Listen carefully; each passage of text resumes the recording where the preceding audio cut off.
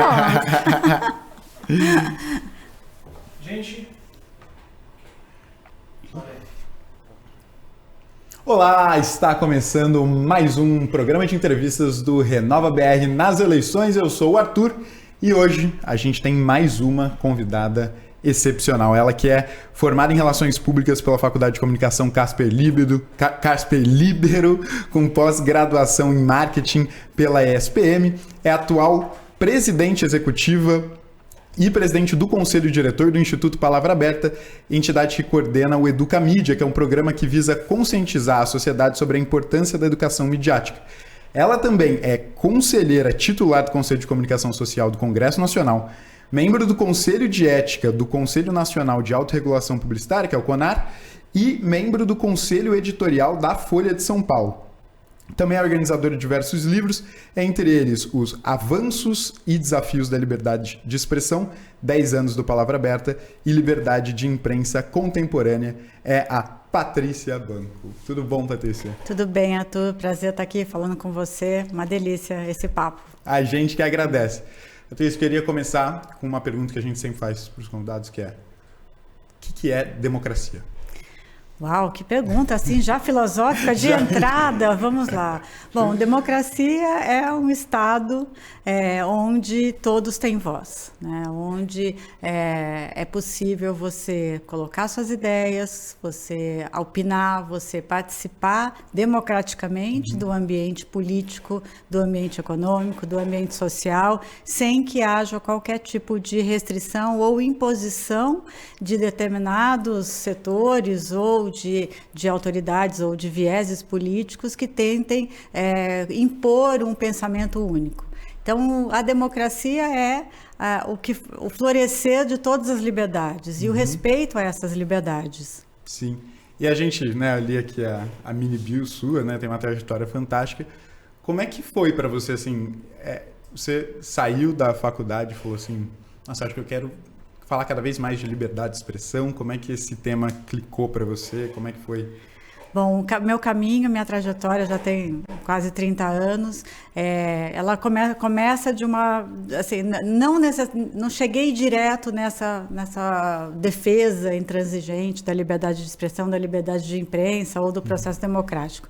Isso sempre fez parte de mim, porque eu adoro política, participo do ambiente político desde criancinha. Eu me lembro a primeira vez que participei de uma eleição foi fazendo lá atrás, nos idos dos anos 80, participando de boca de urna, lembra que existia isso, distribuindo santinho na porta de colégios eleitorais, e sempre tive essa questão política muito forte pessoalmente falando. Mas é da família também?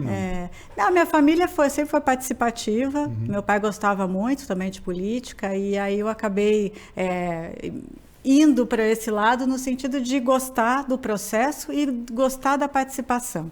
Aí optei por fazer relações públicas, já quando eu tinha 13, 14 anos, por entender que relações públicas eram um meio da gente praticar a possibilidade de que mais vozes, né, estivessem sendo ouvidas, né? Naquela época, isso era 1990, quando eu entrei na faculdade, se falava muito sobre o papel das relações públicas como o fazedor de pontes, né, entre públicos diversos, para trazer, por exemplo, a opinião pública. Então, existia já um caminho para que tivesse essa interlocução com o maior número possível de públicos.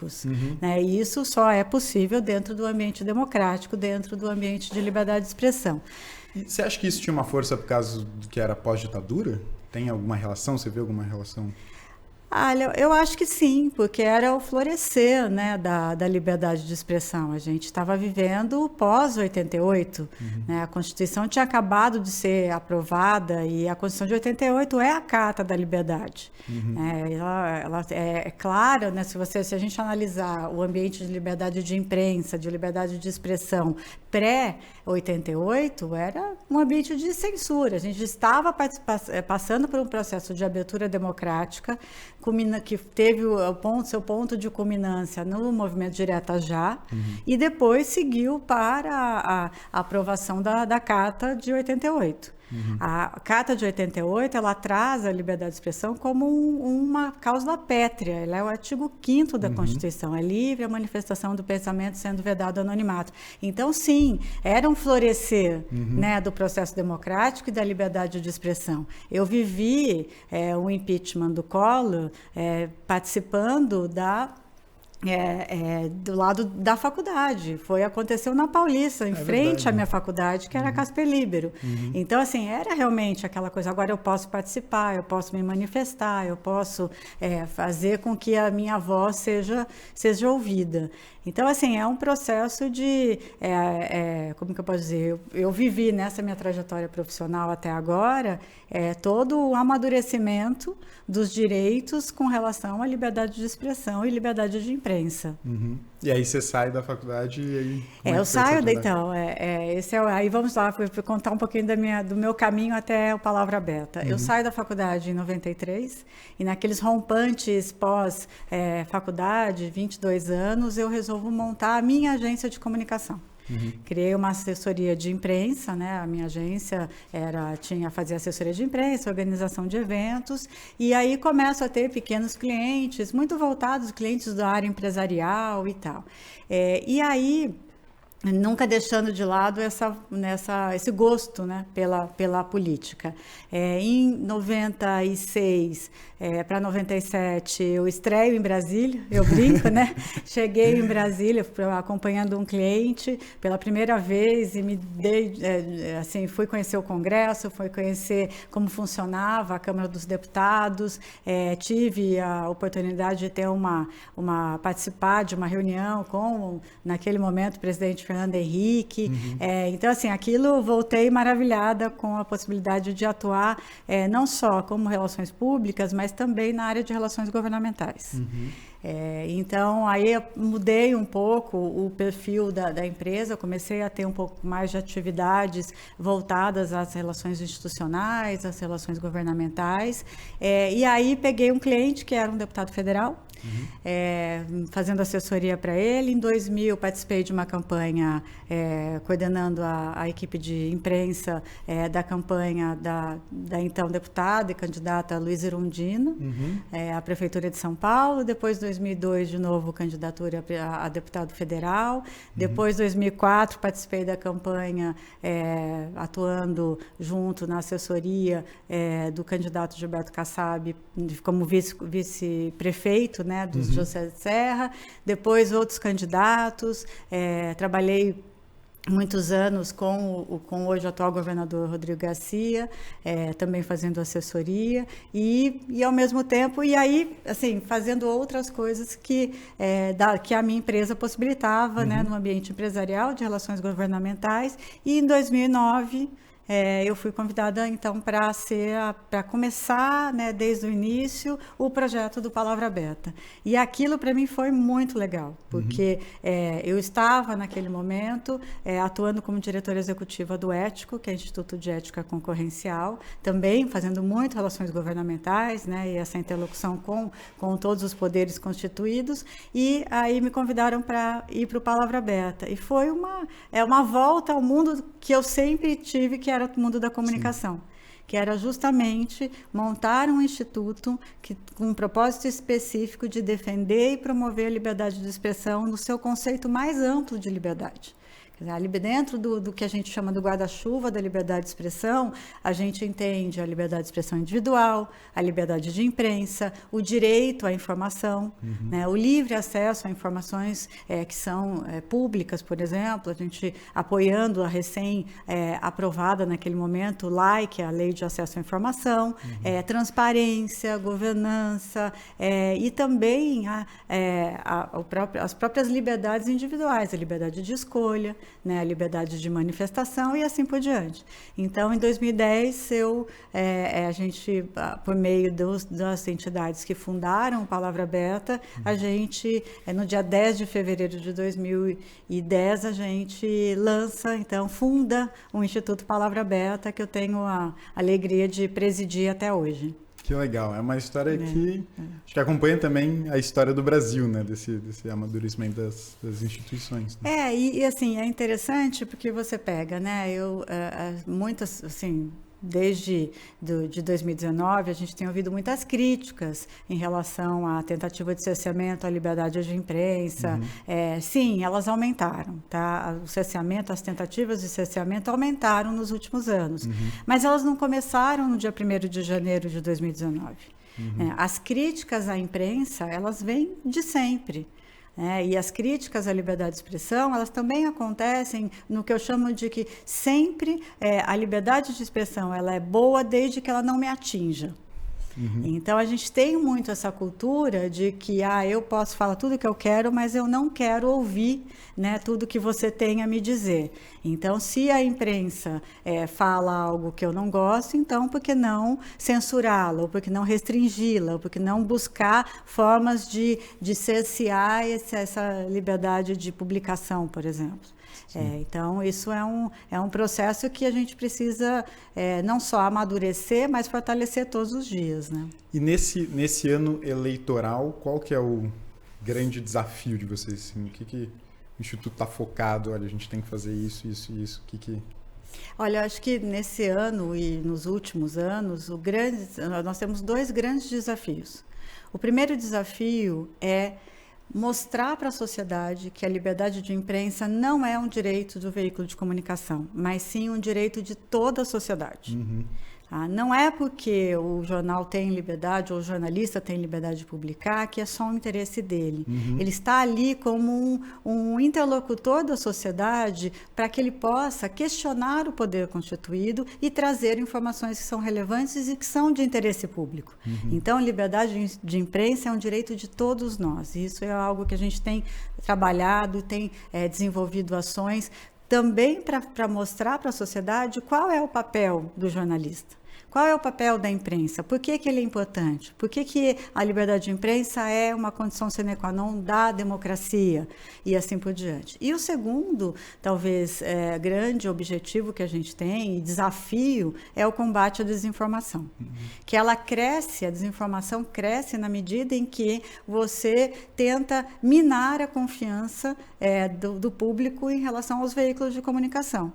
Porque quanto mais você critica, né, e ataca a imprensa formal, estabelecida, que pratica o jornalismo com método, com critérios, com ética, né, e com autoria, com responsabilidade, você abre a possibilidade para que haja a entrada de conteúdos fraudulentos, conteúdos manipulados, conteúdos com o objetivo de causar algum ataque às instituições ou mesmo para a sociedade como um todo. Então, a desinformação hoje, e principalmente no ambiente eleitoral, no momento eleitoral, é um grande desafio que a gente tem aí pela frente para a manutenção, inclusive, da democracia.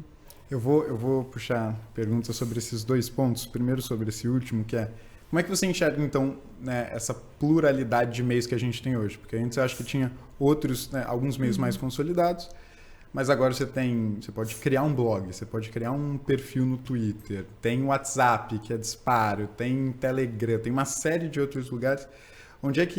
Como é que a gente consegue entender você vê isso como maior liberdade, você vê isso como um desafio, você vê isso como uma ameaça? Como é que é essa pluralidade, na sua opinião? Bom, eu vejo a pluralidade como sendo algo extremamente positivo.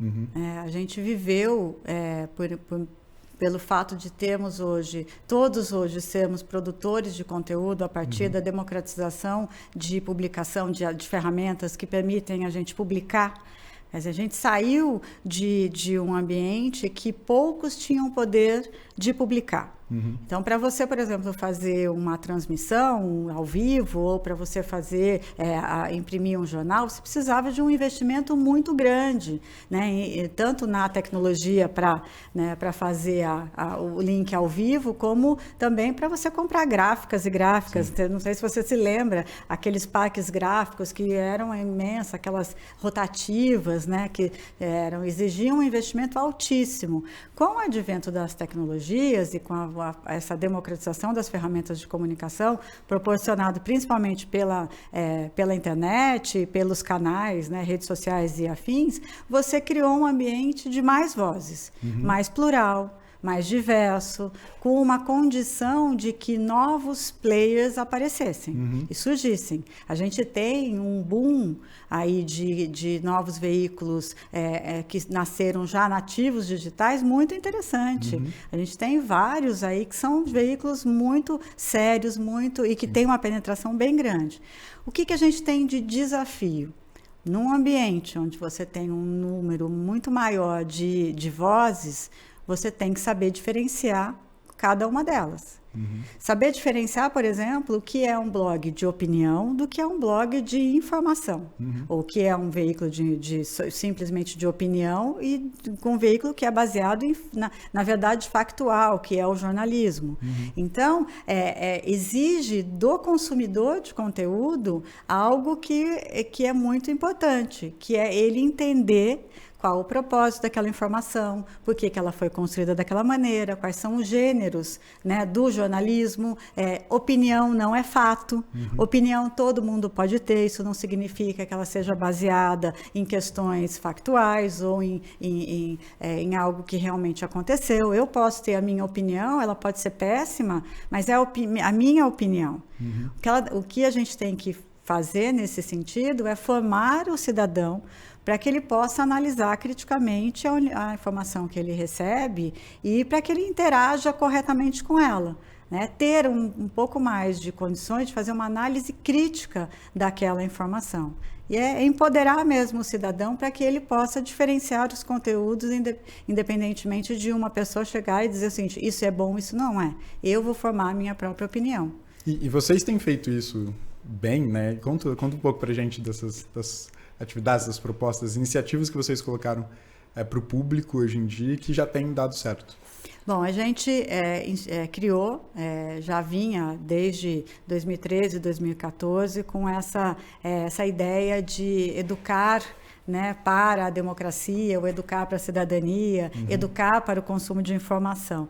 E nós vimos que estava acontecendo um movimento no mundo chamado de Media Education Literacy, que é a educação midiática informacional, e em 2019 a gente lançou, assim, de forma bem estabelecida e concreta, o programa de educação midiática do Instituto Palavra Aberta, que é o Educamídia, que tem como objetivo formar, primeiro, disseminar o conceito da educação midiática, né, o que é a educação midiática, e formar professores e educadores para que eles possam levar isso para a sala de aula.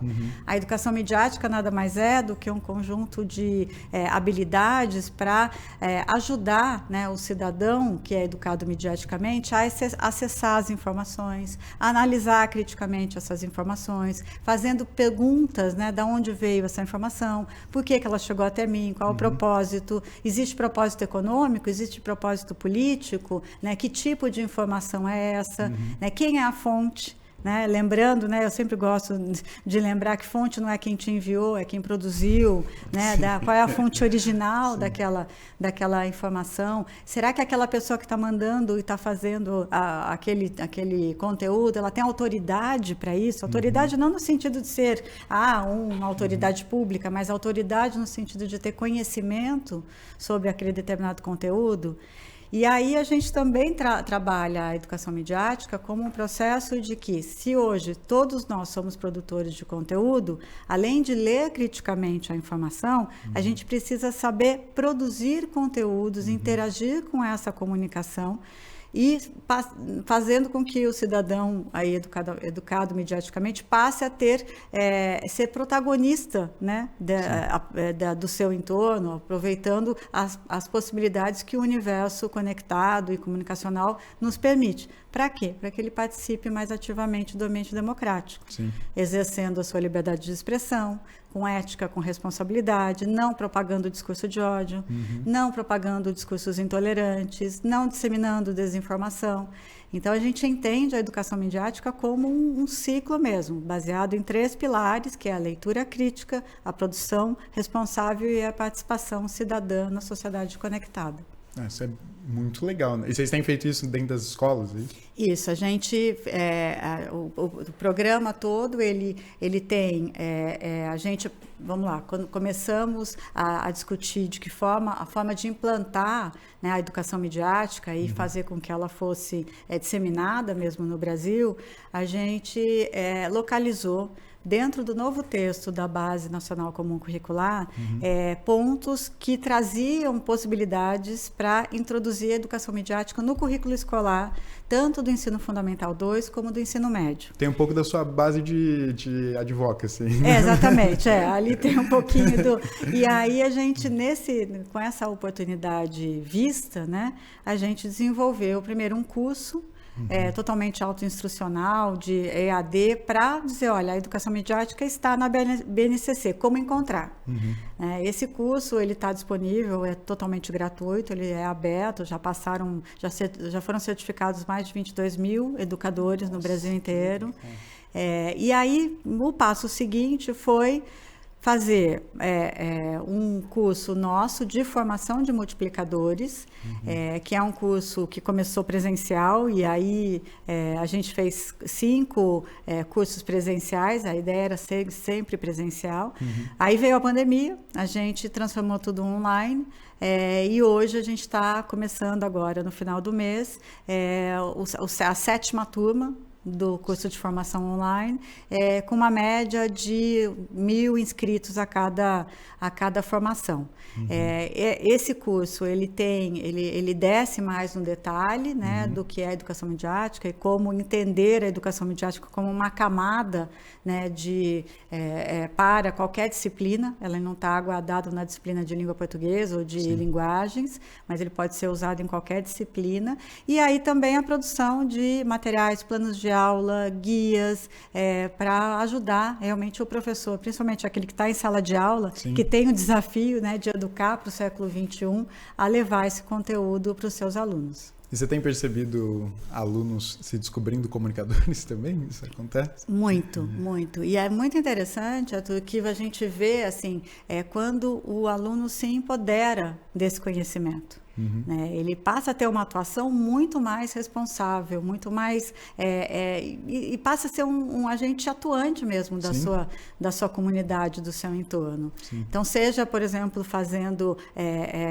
participando, vou fazer um jornal da escola, né? E aí ele entendendo o papel dele como na busca de informação, na checagem dessa informação, na produção desse conteúdo, e aí ele começa a entender e dar, né, até um pouco de protagonismo mesmo, né? Até um pouco de relevância para aquele aprendizado dele. Então, é realmente muito interessante. Quando eu era criança, eu fiz o jornal da minha escola e eu aprendi várias coisas. Aprendi sobre texto, aprendi até a parte por trás, né?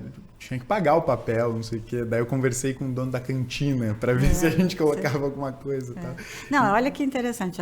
Essa sua experiência, ela é fantástica. Porque é a mesma experiência que alguém que começa a produzir conteúdo, seja um youtuber mirim, né? Seja um youtuber, ele começa a entender que na hora que ele começa a produzir conteúdo para outros, ele tem um nível de responsabilidade que é muito grande. Então, se ele se aprofunda nisso, ele entende também que no seu papel de agente de transformação, ele pode atuar fortemente, né? Sim, sim. Então... E tem uma coisa que eu entendi lá também, que depois acho que o marqueteiro que já faleceu, o Duda Mendonça, falou muito bem, que é comunicação, né? Sobre o que você fala e sobre o que as pessoas entendem. Você acha que hoje a gente tem uma dificuldade na complexidade da informação? Assim, acho que as pessoas, a gente estava até conversando aqui nos bastidores, né? As pessoas querem ver umas coisas mais rápidas, mais né, dinâmicas, e às vezes ler uma matéria é muito difícil. Isso você vê como um dos problemas de desinformação hoje? Com certeza. Hoje você tem, o ano passado, a OCDE publicou um estudo que fazia comparativos de jovens de 15 anos de 86 países. E no Brasil, eles avaliaram o resultado do PISA, era um estudo bem aprofundado, mas o resultado foi que de 10 jovens, 7 não conseguiam saber diferenciar opinião de uma informação factual. Nossa. Quer dizer, olha isso. Então, quando você não consegue, desde jovem, fazer essa diferenciação entre o que é uma informação, né, baseada em dados, que traz informações ali checadas e tudo mais, que é o que aconteceu de fato, né, e você mistura isso com opinião, você está trazendo um dos pontos principais da desinformação. A confusão de gêneros, a confusão entre o que é fato, o que é opinião, o que realmente aconteceu e como que eu interpreto isso. Sim. Se a gente considerar que o Brasil ainda tem níveis absurdos de analfabetismo funcional, quando o cidadão, infelizmente, não consegue interpretar corretamente uma frase, quiçá um parágrafo, a gente tem um problema de desinformação sério. E aí vem um formato da desinformação que é justamente aproveitar essa carência de entendimento para trazer informações que nascem com núcleos de verdade, né, de uma verdade ali, e mais elas são construídas narrativas no entorno que transformam aquela informação. Então você pega, por exemplo, o caso vacina. A vacina contra a Covid ou qualquer tipo de vacina. O movimento anti-vacinas, o tal conhecido como anti-vax, começa a partir de um dado, né? Morreu uma pessoa, tá? Uma pessoa morreu, mas ela morreu depois que ela tomou a vacina. Mas ela morreria se ela não tivesse tomado a vacina. Sim. Só que aí a informação seguinte é aquela manipulação do que eu quero passar como verídico, ou como para te convencer de que você não pode tomar vacina, que vacina mata. Você tem a indução de causa e consequência. Exatamente. Então, assim, o que a gente vê hoje é que tem um pensador italiano que chama Paolo Celotti, ele é um dos líderes de educação midiática na Europa. Ele fala o seguinte, que hoje não é mais, diante da complexidade do mundo da informação, desse universo informacional, não é mais uma vantagem competitiva ser educado midiaticamente, mas sim uma desvantagem debilitante não ser. Assim? Uma desvantagem, porque se você não consegue interpretar o conteúdo, a informação que chega até você de forma correta, você vai cair em desinformação, você vai cair em golpes, você vai ser manipulado a partir, né, do poder econômico, do poder político, ou do poder religioso, ou de quem quer que seja, que queira te induzir a pensar daquela forma. Sim. E hoje a gente vê, quando a gente fala dessa simplicidade, muitas vezes as pessoas também têm algumas respostas muito simples para lidar com desinformação, para lidar até com liberdade de expressão. E aí eu queria entender de você, assim, existe alguma experiência internacional? Porque aqui a gente vê muita gente falar que deveria poder tudo ou que deveria ser regulamentado. Como é que vocês se posicionam nessa questão de como resolver a partir não de quem ouve, mas de quem fala, né? Não do lado da demanda, mas do lado da oferta? Bom, a liberdade de expressão, ela é um direito fundamental que exige que a gente tenha um pouco, como que eu posso dizer, um pouco de responsabilidade na hora de tratar o assunto. Não é porque ela é um direito fundamental que você pode caluniar, que você pode difamar, que você pode pregar discurso de ódio. Ela tem uma limitação, vamos dizer assim. A limitação é o respeito ao outro, né? E da mesma forma que a limitação é o respeito ao outro, a liberdade de expressão tem que prever aqueles discursos no qual você não tolera, do qual você não aceita. A liberdade de expressão, mais do que você poder falar, é você também poder ser ouvido. Sim. Você falar aquilo que você acredita. A linha entre o que pode e o que não pode, ela é muito tênue. Né? E ela precisa ser interpretada corretamente para que você não utilize, como muitos tentaram utilizar, o conceito da liberdade de expressão para a prática de crimes, para a prática de calúnia, para a prática de desinformação, ou de inundar principalmente as redes com um discurso de ódio, com um discurso de ameaças, com discursos intolerantes. A liberdade de expressão não é isso. A liberdade de expressão é o direito fundamental de que todos nós temos de poder falar as nossas opiniões, de pensar individualmente, né, de forma autônoma, independente, para que a gente possa expor as nossas ideias e para que a gente também aceite, né, respeitosamente as ideias contrárias às nossas.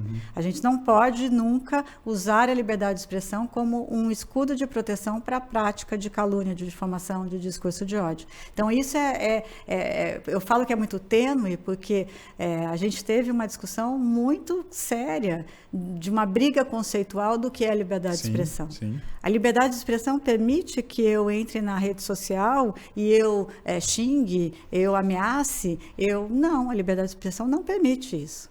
Ela permite que eu discorde, que eu diga, eu não gosto desse tipo de coisa, eu voto pela tal pessoa, eu aceito isso, eu sou dessa religião, eu defendo isso.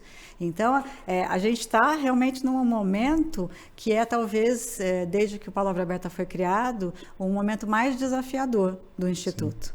Sim. Se antes a gente tinha que mostrar que o Palavra Aberta era importante, né, que quando lá em 2010 muitos me perguntavam, mas por que criar um Instituto de Defesa da Liberdade de Expressão? E eu dizia, gente, a liberdade de expressão é um direito que precisa ser cuidado, né, e protegido todos os dias. Então a gente não pode abrir mão dessa defesa intransigente desse direito, né? Sim. É um dos lugares onde a democracia começa a morrer, né? Exatamente. Porque se eu privo você de expressar a sua opinião, por N meios, né? Então a gente tinha lá no passado a privação feita por órgãos de censura formalmente estabelecidos. E hoje a gente tem meios de te censurar ou de censurar a opinião contrária que são muito mais diluídos na sociedade. Sim. E muito mais intensos. Sim. O que é a cultura do cancelamento que não uma forma de censura? O que é a ameaça, né, a jornalistas, principalmente jornalistas mulheres, que não uma forma de censura. Porque no medo pode acontecer a autocensura, que é o pior dos mundos. É você se censurar antes mesmo de falar de colocar a sua ideia ou de colocar a sua opinião. Isso sim é algo que a gente precisa repelir e combater com todas as forças, né? E as redes sociais e os algoritmos e etc. têm virado cada vez mais um player gigantesco, muito relevante dentro dessa discussão. Só que, né, me corrija se eu estiver errado, também não sei muito, que estava aqui para aprender. Eu acho que os algoritmos das redes sociais são quase que a receita secreta delas. Elas não podem falar como é que funciona o engajamento, etc, etc. E muitas pessoas reclamam que, não, o meu discurso XYZ não tem tanto engajamento porque a rede tal não deixa, porque é controlado por não sei o quê, porque o interesse majoritário do status quo é outro. Como que a gente faz para que a gente tenha, acho que, transparência dentro disso? A gente precisa dessa transparência dentro desses algoritmos? Isso não é uma questão... Acho que cada vez mais, quando elas têm esse grande papel, acho que fica difícil para o público entender como que a gente faz para melhorar a interação que a gente tem com elas, tendo em vista que muitas vezes é o único lugar quase que a gente tem para ser ouvido. Então, a questão do algoritmo é algo, assim, bem... eu acho que virou uma caixa de Pandora, assim, sabe? Que todo mundo tem medo de abrir e tal, mas todo mundo fala, não, tá ali dentro, ali tem um segredo de Estado e tudo mais. Pregar transparência, até sempre é muito importante. Transparência, eu acho que é algo que a gente devia ter sempre, assim, né? Vamos cobrar transparência de todo mundo. Porque com isso você evita, inclusive, tirar conclusões erradas sobre determinadas figuras que acabam sendo criadas. O que eu acho é que, assim, o que as plataformas alegam? Que se elas abrirem a receita do bolo inteira, ela vai servir para o bem e para o mal.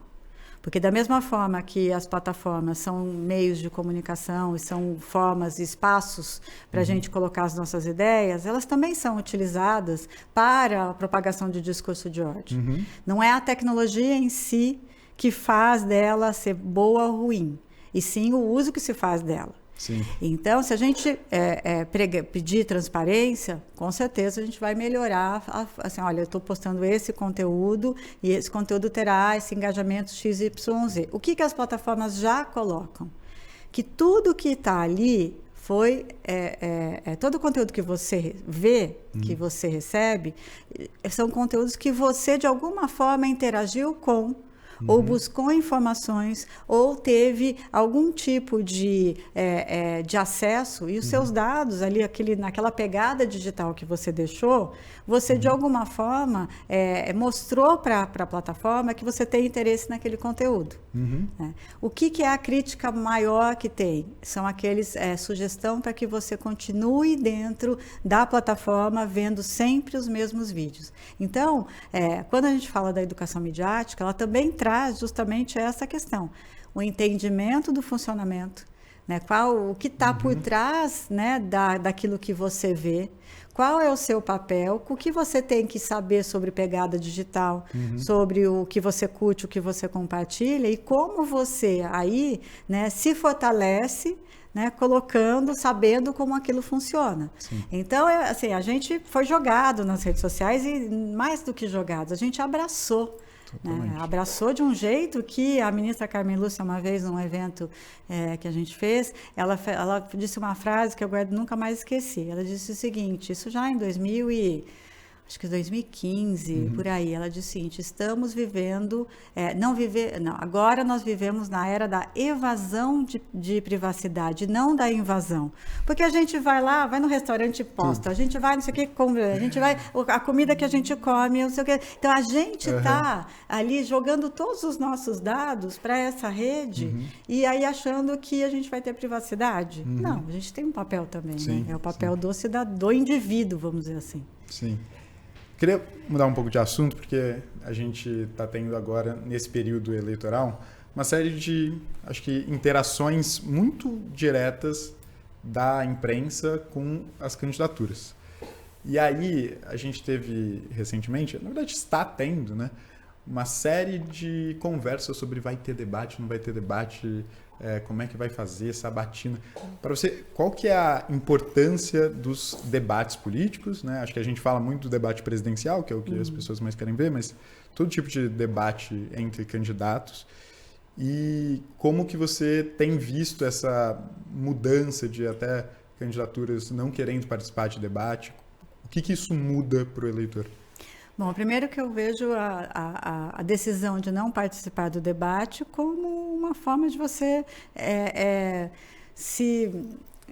como que eu posso dizer? Uma forma muito negativa, né? De você não querer enfrentar, não querer passar informações relevantes para o seu eleitor.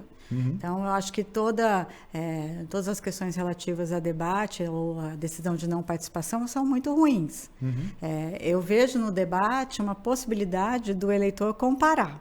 Né?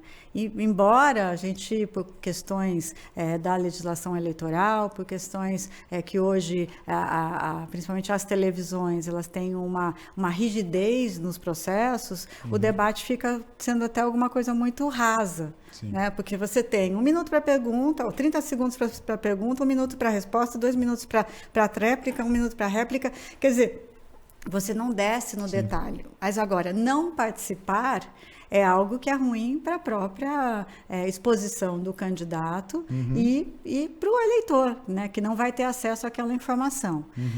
Eu vejo hoje como uma possibilidade de conhecer mais a fundo o candidato as sabatinas dos veículos.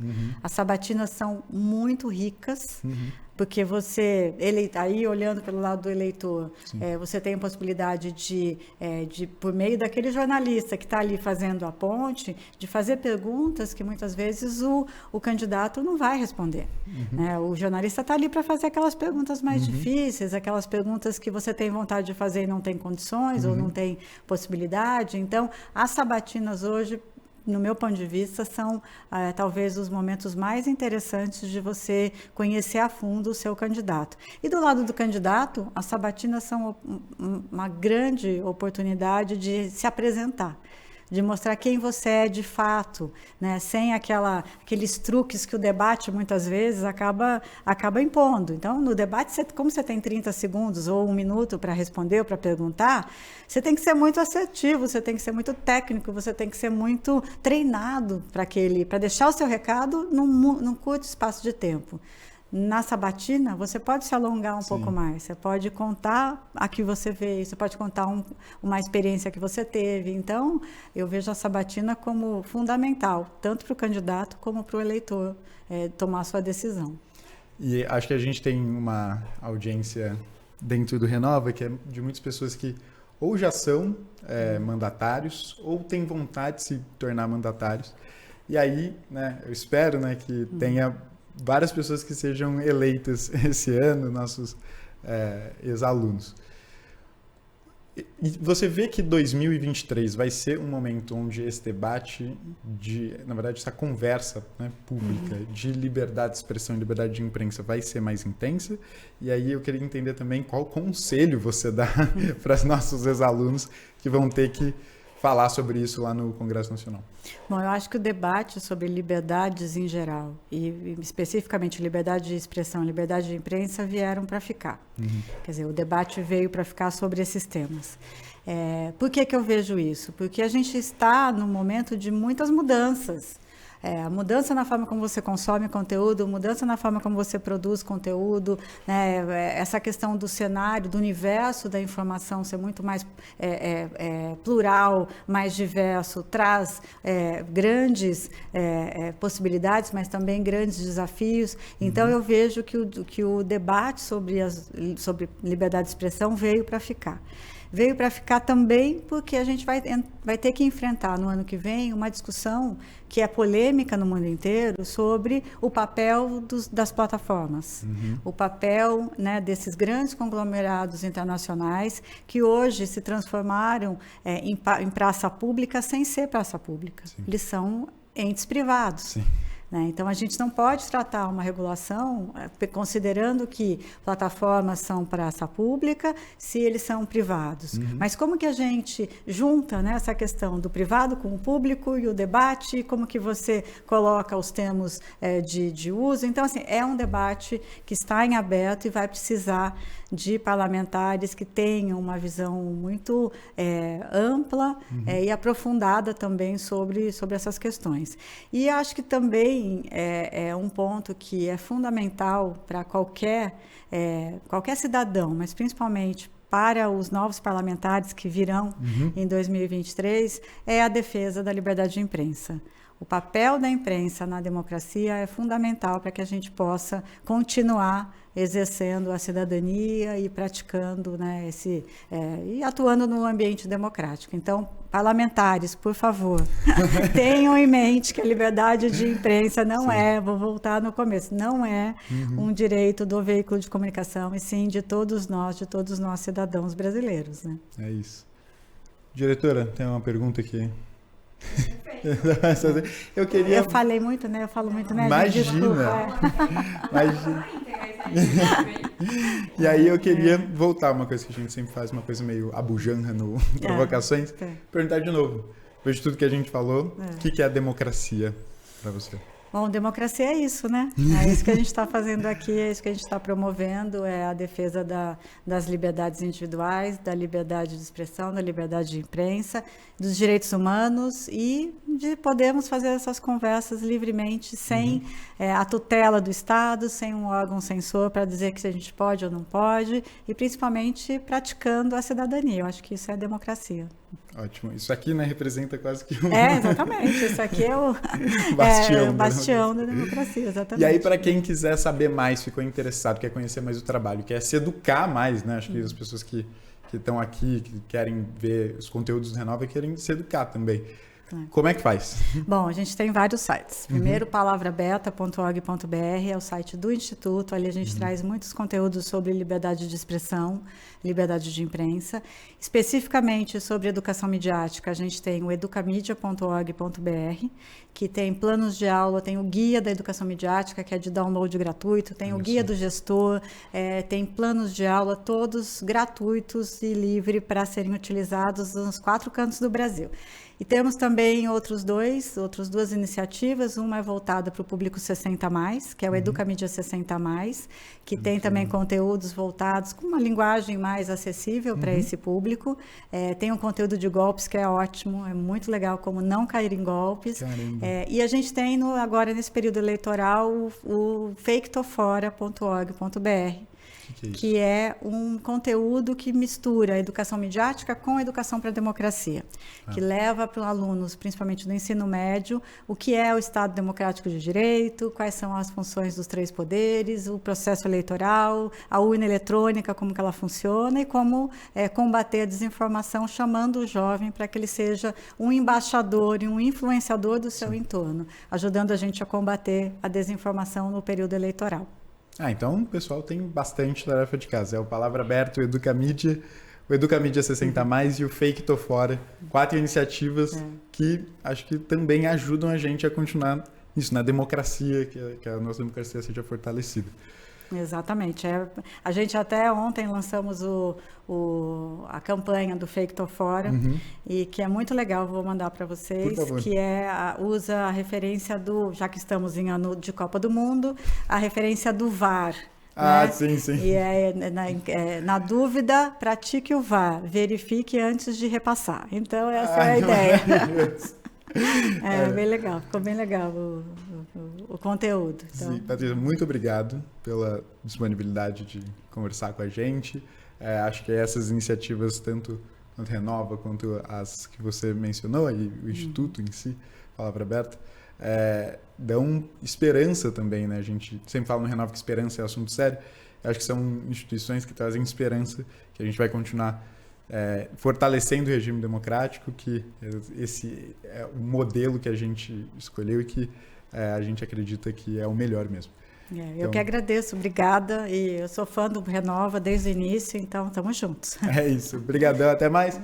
Para você que assistiu até agora, obrigado. Também não se esquece de se inscrever, dar o joinha, compartilhar isso, porque isso é conteúdo que é bom de compartilhar, e deixe seu comentário aí do que você achou.